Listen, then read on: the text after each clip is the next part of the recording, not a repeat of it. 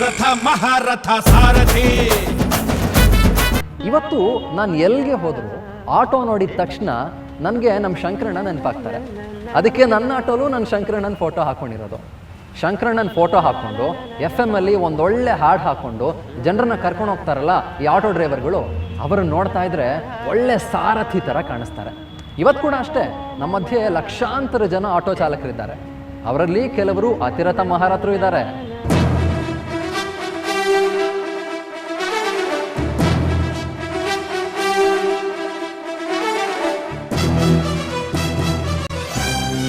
ಇಲ್ಲಿ ನೋಡಿ, ನಿಮಗೆ ಈ ಗಲ್ಲಿಯಲ್ಲಿ ಒಂದು ಆಟೋ ಕಾಣಿಸ್ತಾ ಇದೆ. ಬಹುಶಃ ನೀವು ಈ ಆಟೋ ನೋಡಿದ್ರೆ ಗೊತ್ತಾಗುತ್ತೆ ಇದೊಂದು ಮಾಮೂಲಿ ಆಟೋ ಅಲ್ಲ ಅಂತ.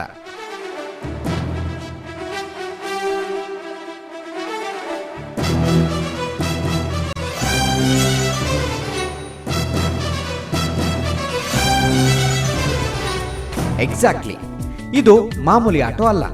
ಯಾಕೆ ಅಂದ್ರೆ ಈ ಆಟೋ ಓಡಿಸೋ ಚಾಲಕನ ಹಿಂದೆ ಒಂದು ಇಂಟ್ರೆಸ್ಟಿಂಗ್ ಕಥೆ ಇದೆ.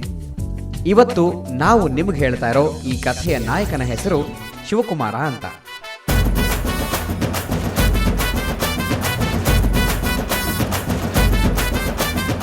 ಎಲ್ಲರೂ ಇವರನ್ನ ಆಟೋ ಶಿವಕುಮಾರ ಅಂತ ಪ್ರೀತಿಯಿಂದ ಕರೀತಾರೆ. ಅಷ್ಟಕ್ಕೂ ಇವರ ವಿಶೇಷತೆ ಏನು, ಇವರಲ್ಲಿರೋ ಟ್ಯಾಲೆಂಟ್ ಏನು ಅಂತ ಎಲ್ಲ ಡೀಟೇಲ್ ಹೇಳ್ತೀವಿ. ಆದರೆ ಅದಕ್ಕಿಂತ ಬಿಫೋರ್ ಆಟೋ ಶಿವಕುಮಾರ ಅವರ ಫ್ಲಾಶ್ ಬ್ಯಾಕ್ ಏನು ಅಂತ ಮೊದಲು ಹೇಳಿಬಿಡ್ತೀವಿ. ಇವರದು ಮೂಲತಃ ಬೆಂಗಳೂರು. ಇವರು ಚಿಕ್ಕವರಾಗಿದ್ದಾಗ ಇವರ ತಂದೆ ತಾಯಿ ಬೀದಿ ಬದಿಯಲ್ಲಿ ಚಕ್ಕುಲಿ ಕೋಡುಬಳೆ ಮಾರ್ಕೊಂಡು ಬಂದ ಪುಡಿಗಾಸಿನಲ್ಲಿ ಒಪ್ಪತ್ತು ಊಟ ಮಾಡಿ ಯಾರದ್ದೋ ಸೂರಲ್ಲಿ ಜೀವನ ಮಾಡ್ತಾ ಇದ್ರು. ಆದರೆ ತಮ್ಮ ಮಗ ಮಾತ್ರ ಚೆನ್ನಾಗಿ ಓದಿ ದೊಡ್ಡ ಸಾಹೇಬ ಆಗಿ ಸ್ವಂತ ಅರಮನೆಯಲ್ಲಿ ಇರಲಿ ಅಂತ ಕನಸು ಕಂಡಿದ್ರು.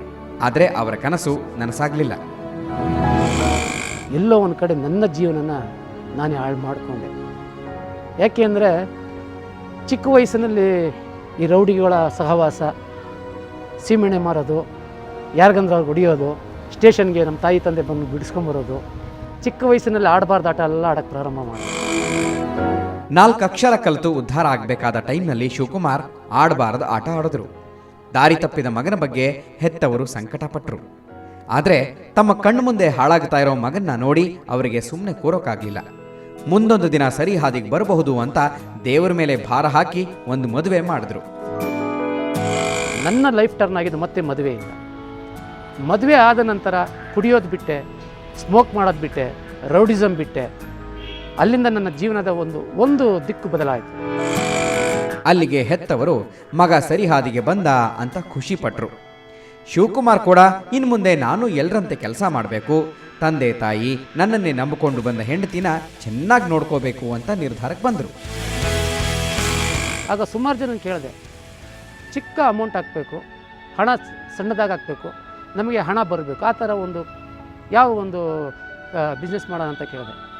ಕೆಲವರು ಆಟೋ ಚಾಲಕರು ನಮ್ಮ ಇಂಡಸ್ಟ್ರಿಯಲ್ ಏರಿಯಾದಲ್ಲಿ ಇರ್ತಕ್ಕಂಥವರೆಲ್ಲ, ನೀನು ಆಟೋ ಹಾಕ್ಬಿಡು, ಆಟೋ ಹತ್ತಿ ಇಳಿದ ತಕ್ಷಣ ನಿನಗೆ ದುಡ್ಡು ಕೊಡ್ತಾರೆ, ಅದ್ರಲ್ಲಿ ಸಾಲ ಅನ್ನೋದು ಬರೋದಿಲ್ಲ. ಸರಿ, ಆವಾಗ ನನ್ನ ಹೆಂಡತಿದು 2 ಎಳೆ ಚೈನು ಒಡವೆ ಎಲ್ಲ ತೊಗೊಂಡೋಗಿ ಸೇಟು ಅಂಗಡಿಯಲ್ಲಿ ಅಡವಿಟ್ಟು CAS 1987 ಗಾಡಿ ನಂಬರ್ ಫ್ರಂಟ್ ಇಂಜನ್ನು 32,600 ರೂಪಾಯಿ ಕೊಟ್ಟು ಗಾಡಿ ತಂದೆ. ಅಂತೂ ಇಂತೂ ಹೆಂಡತಿ ಮೈ ಮೇಲಿದ್ದ ಒಡವೆಯನ್ನ ಅಡವಿಟ್ಟು ಬಂದ ಹಣದಿಂದ ಆಟೋ ಕೊಂಡುಕೊಂಡ ಶಿವಕುಮಾರ್ ಅವತ್ತಿನಿಂದ ಆಟೋ ಶಿವಕುಮಾರ್ ಆದರು.